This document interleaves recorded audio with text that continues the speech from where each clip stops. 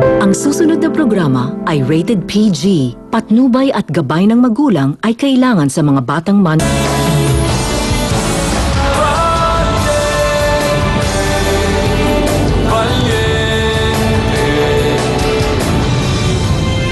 At sa aking mga kakompetensya, good luck.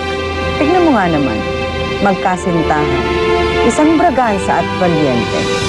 This is getting more interesting. By the way, this is my friend Gardo. Gardo Valiente, also known as Nicolas Vallejo. Nice to finally meet you. Nahanap ko na ba si Doña Trini? Oo. Paglalaruan natin sila na parang mga daga sa perya. Wala nang laban si Gardo sa kaso nyo. Unti-unti mo nang mababawi lahat ng ari-arian ng angkan ninyo. Gusto kong makilala ang tunay na Gardo na nagpaikot sa kapatid ko. Nako, salamat dun sa doktor na umagapay sa kanya. Pati siyempre kay Miss Mila. Mag-iingat ka doon. Kasi hindi natin siya kilala eh. Hindi rin natin alam kung ano yung nakaraan niya. Miss Mila, anong ginagawa niyo dito? Sino nagpatawag na meeting? Ba't di ako nasabihan dito? Don't worry, Mr. Valiente. Or Mr. Vallejo. Huwag lang mo dapat ipagkataka. Nandito ako dahil ito ang first board meeting ko bilang chairperson at CEO ng Regalado Holdings Incorporated. Ikaw, anong ginagawa mo dito?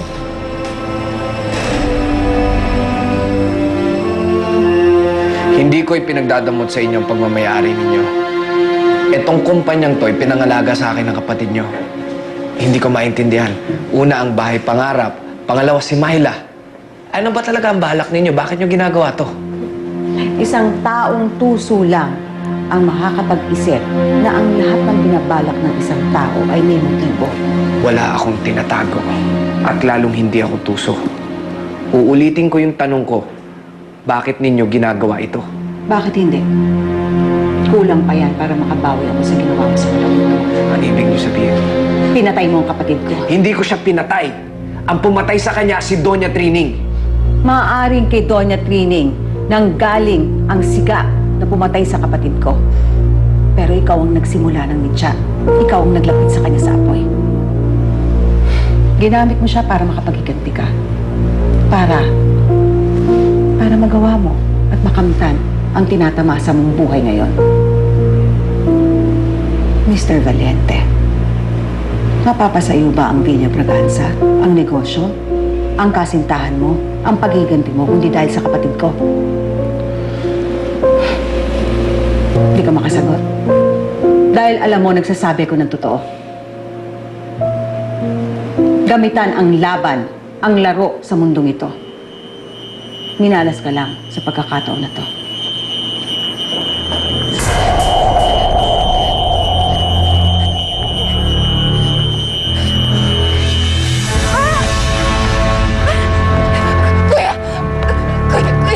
Kuya, tulungan niyo ako. Pinumupog ako ng asawa ko. Tulungan niyo ako.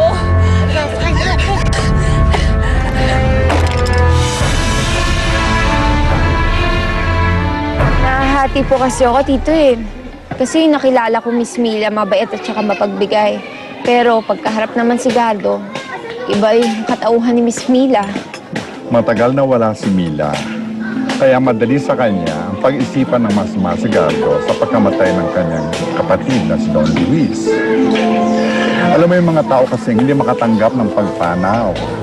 At ibinabaling nila ang kanilang frustration sa galit, sa pagduda at paghiganti. So ang ibig sabihin po noon, wala silang pinagkaiba ni Gardo?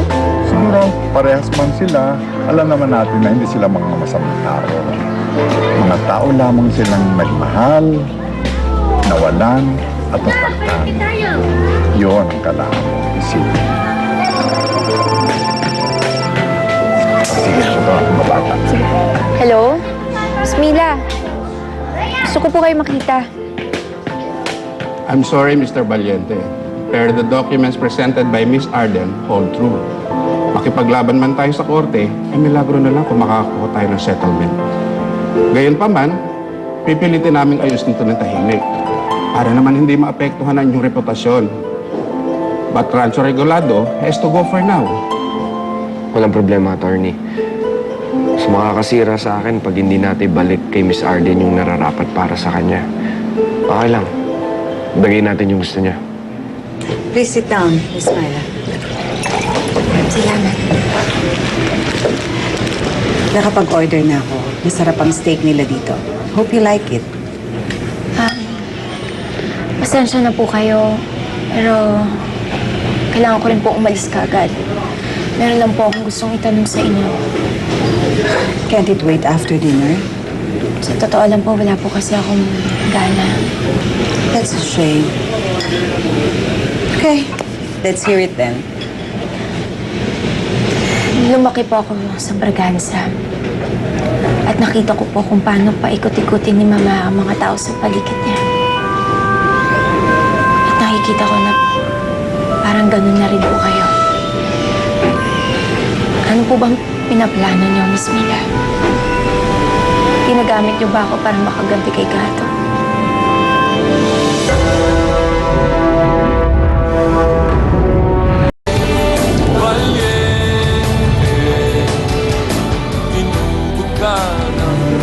Honey, don't compare me with Trining Bagranza. I am not your mother. I have my personal reasons kung bakit ako tumutulong sa bahay pangarap. To tell you honestly, yes, ginagamit kita. At ginagamit ka rin ni Gato. Anong ibig niyo pong sabihin? Gardo is not simple-minded. Mahusay siya ng isip. Kaya niyang gawin ang kailangan para umangat. Para makuha ang gusto niya. Ginawa na ng pamilya mo ang lahat ng rason para maging masama siyang tao. I've done my research, Mana.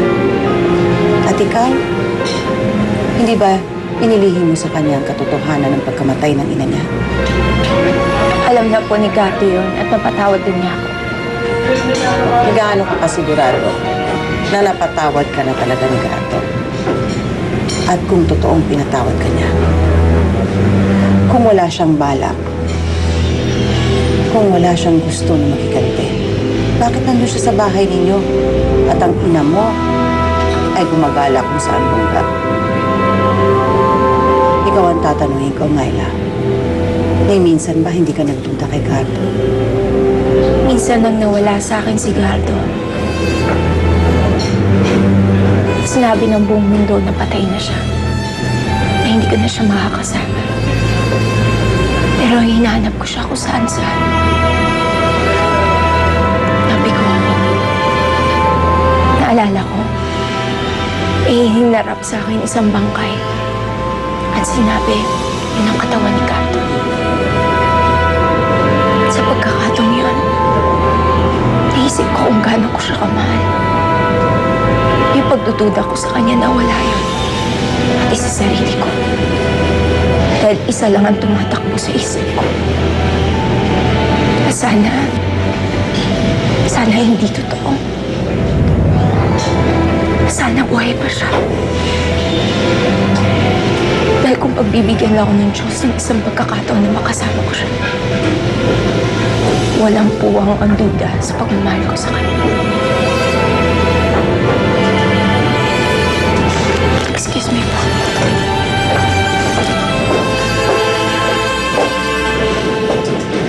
Minahal ko si Don Luis katulad ng pagmamahal ko kay Itay. Hindi ko naman sinasadya na mapahamak siya. Huwag ka magsalita ng ganyan. Si Don Luis ang nakahanap sa'yo. Hindi mo siya ginamit. Siya ang kusang tumulong sa'yo. Oo. Tinulungan gumanti. Kung matino akong tao, sana nakita ko na yung buong sitwasyon. Kaya lang hindi. Sinabayan ko yung galit ni Don Luis. Sana pala, tinulungan ko na lang siya magpatawad.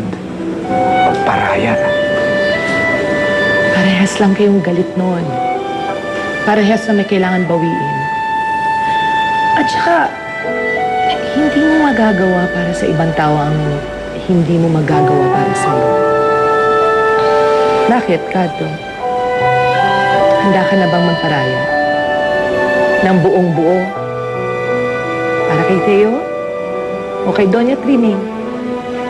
Magpaparaya ka na? Yan naman eh.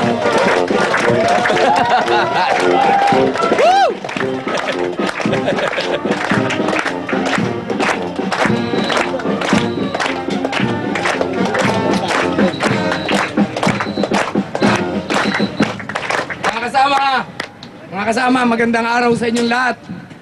Mapalad tayo dahil dumating na ang iniintay nating sandali.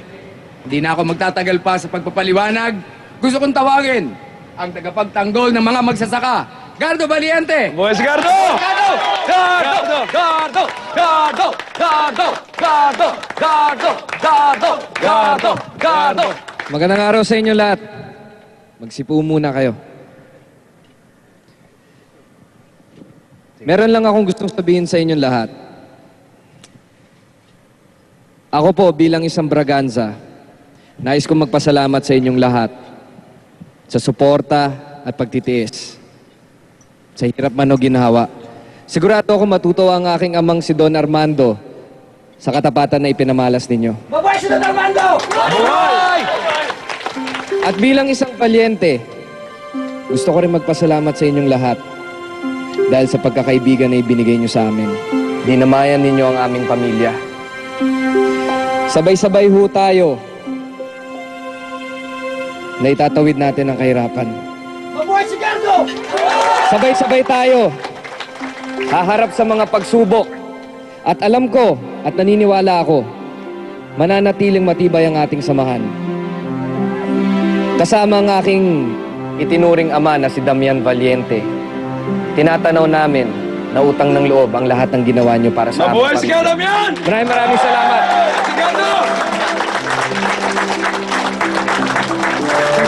At tulad ng ipinangako ng aking dalawang ama, ibabalik ko sa inyo ang inyong karapatan.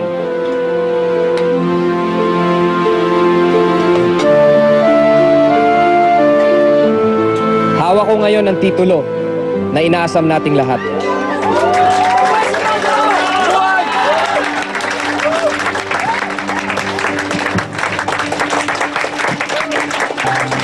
Ito. Ibibigay ko sa inyo sa napakahalagang araw na ito. Ireregalo ko ang lupa. Ibibigay ko lahat ito sa inyo. Ang lupa ng pinagsilbihan ninyo. Para sa inyo to.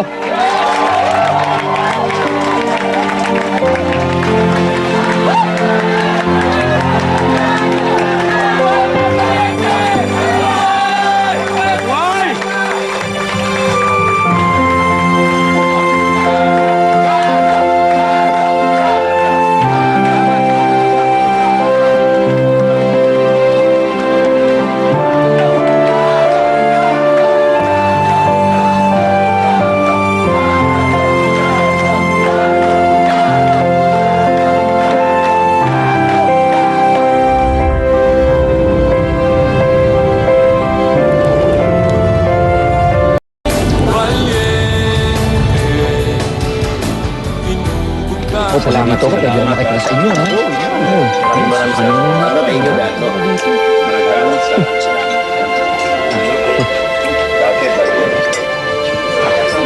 Ano pa ba dumadating si Itay? Ako, pasensya na, Gardo eh. Si Ariston lang nandito eh. Kahit anong gawin kong pilit, ayaw sumama ng tatay mo. Hindi ko talaga ma-estima si Gardo. Does he have the heart of a Valiente or the true pride of a Braganza? Or the other way around? Whatever it is, ang napapansin ko talagang mas mabuting tao na yun si Gardo. What do you think? Ano niya, Tito, hindi ko nga rin po alam eh. Kasi parang nakikita ko sa kanya si Papa. Kahit hindi sila sabay na mag-asama lagi, pero iba eh, parang si Papa talaga eh. Tahimik, seryoso, at sobrang mapagmahal. Yung mga binibigas mo ay base sa iyong nakikita or sa iyong nararamdaman? Naku, kayo talaga, Tito Victorino ah. Aba, iba, bumulong ang puso. Ay, kumain na po muna ulit kayo. Tatay Gardo. Ang saya-saya po ng manggagawa, no? Kasi po, may binigay po kayo sa kanila. Alam mo, Jayden, ginawa ko lang kung ano yung dapat. May May sakit po ba kayo? Bakit? Kasi po, ang lungkot-lungkot niyo po eh. Hindi lang kompleto yung araw ko. Meron kasi isang tao na hindi dumating na gusto ko makasama. Ah, namimiss niyo po. Darating din po yun. Akala ko nga po, wala na po kayo eh. Pero Kitam, kayo po ang tatay ko ngayon. Kung wala po siya, narito naman po kami.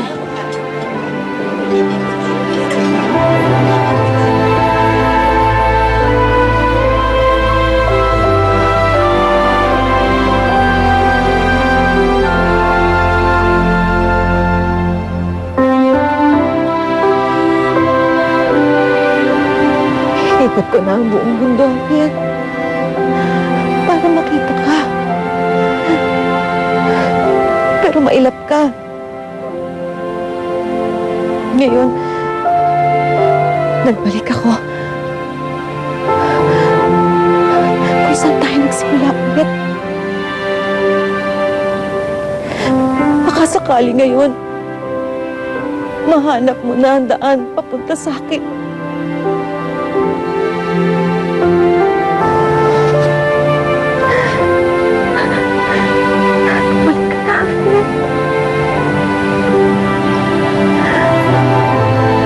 Nandito na ako. Nandito na ako ulit. Di ba? Walang iwanan. Higit pa sa habang buhay.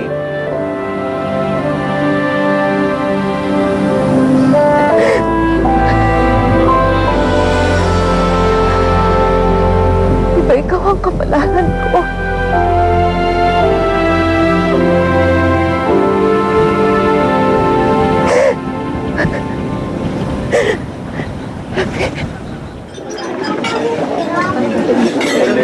Alam mo, Gardo, para kang nalugi habang tinitingnan mo ang larawan ni Papa. Nagsisisi ka ba dahil ipinamahagi mo yung hasyenda? Hindi. Nilulungkot lang ako dahil wala si Itay. Hindi makumpleto yung araw ko. Sigurado ako magiging masaya si Itay na nakikita yung mga manggagawang masaya. Lubusan niya minahal yung mga yan eh. Tama ka nga. Hindi ka nga talaga magiging masaya talaga. Dahil watak-watak ang pamilya.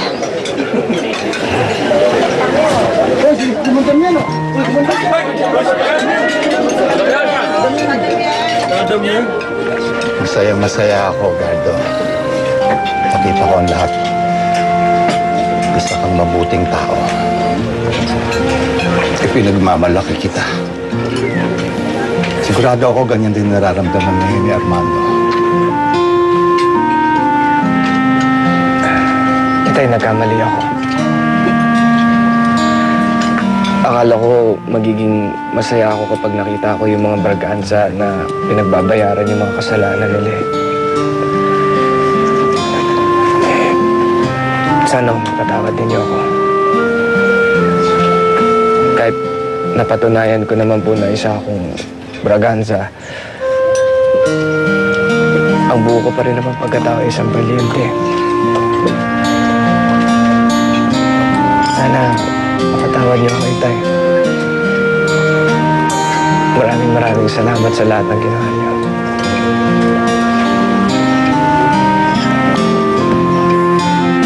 Bago ka pa humingi, patawad na kita. Itay, maraming salamat. Mahal na mahal ko kayo.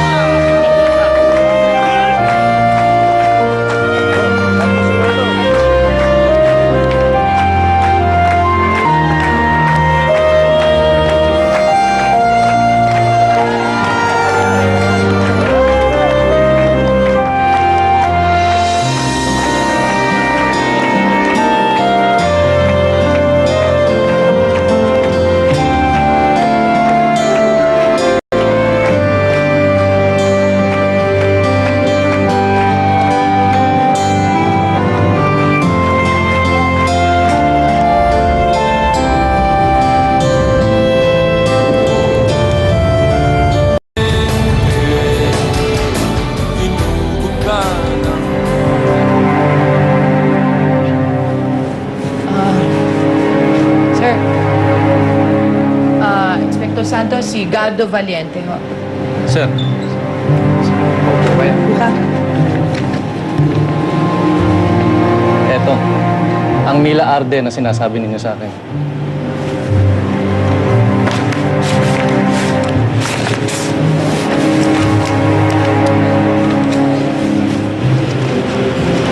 Nakapag-aral sa isang magandang paaralan. Isang sikat na visual artist.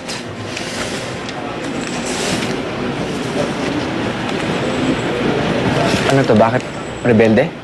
Tama. At bago siya nawala sa San Ildefonso, nakilala siya bilang Camila. Doon din niya nakilala ang kanyang asawa. Asawa? May asawa siya? Si Javier Ilagan, isang desesperasido. Sa isang malaking protesta, nagkahiwalay silang dalawa. At hanggang ngayon ay hinahanap niya ang kanyang asawa at ang kanyang anak. Anak? Meron siya anak? Kilala mo ba? Walang records ang bata. Pero napag-alaman ko na sa isang bayan malapit sa San Ildefonso, iniwan niya ang kanyang anak. At hanggang ngayon ay hindi pa niya nakikita ito. Sige, maraming salamat dito, Inspector. Tatawagan ka na lang namin pag meron pa kami kailangan sa inyo. Maraming salamat po. Salamat. Thank you. Maasahan niyo ang tulong ko.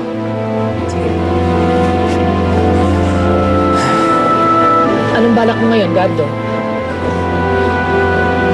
Yung sinasabi niyang Javier, pati yung anak, yun ang magiging daan para makabalik tayo kay Miss Mila. Paano? Sa likod ng tusong si Miss Mila, umiibig, naghahanap.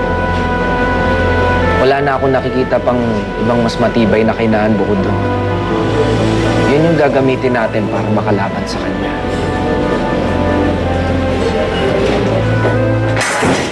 Teo, bakit may gasgas yung taxi? Ano ka ba? Bakit hindi ka nag-iingat? Tingnan mo nga yung nangyari sa'yo. Tingnan mo yung noo mo. Hindi ko pa nga nababawi yung pinambili ko sa taxi na yun eh. Binangga mo na. Sana naman ako kukuha ng pagpapagawa doon. Vivian, pasensya ka na. Oh! Yan na lang lagi ang role ko sa mga lalaking pumapasok sa buhay ko. Puro pasensya. Sorry!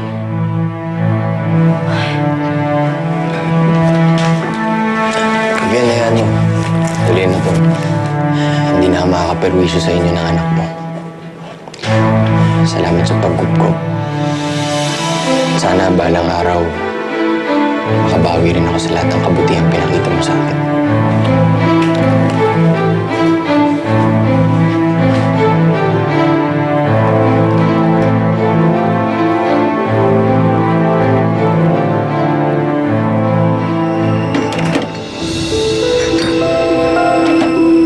Manang, pengi ulit noodles. Sa Makalawa na lang ang bayad. Ano? Bakit? Wala na bang magpautang sa'yo na iba kaya dito ka naman nangungutang sa akin? Magkakapera ako sa Makalawa. Ibibigay ko rin. Naku, noodles na nga lang ililista pa. Abay, mas mukhang may pera pa sa'yo ang pulubi ah. Huwag mong pagsalita ng ganyan. Hindi mo kilala kung sino ko. Anong hindi? Hindi ba ikaw yung anak ni Minerva na dating pokpok? Bakit? Wala ka na bang nakukuhang lalaki? Kaya ka nagkakaganyan, ha? O siya, ibali na nga. O ito, bayaran mo yan sa akin sa Makalawa, ha? Naku, kung hindi lang mabait sa akin ang nanay mo at saka lagi kanyang binibida sa akin noon, hindi na kita pautangin.